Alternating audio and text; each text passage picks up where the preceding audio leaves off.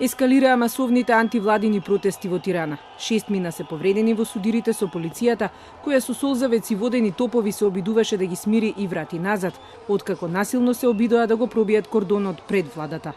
Им возвраќаа со молотови коктели, камења, успеа да ја искршат влезната врата од владата, но не влегоа внатре. Го поставија и партиското знаме на опозицијската демократска партија, чиј лидер Љулзим Баша е предводник на овие демонстрации.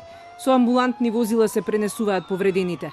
Ситуацијата излезе од контрола, кога меѓу толпата влезе и поранешниот председател Сали Бериша.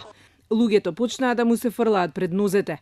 Илјадниците демонстранти бараат оставка од премиерот Еди Рама и предвремени избори.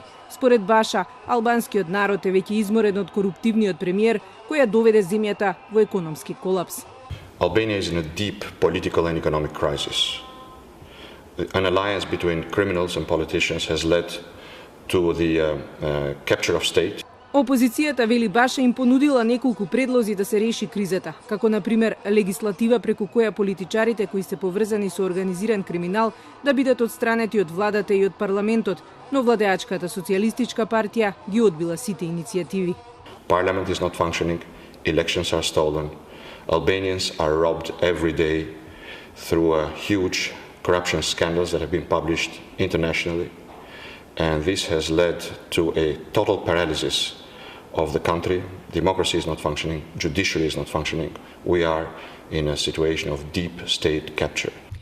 И додека во Тирана се насобрани речиси 100.000 луѓе, Еди Рама е во валона на партиски состанок. Ситуацијата повремено стивнува, а од владината зграда демнати специјалци. И Брисел и Вашингтон ги осудија денешните насилства.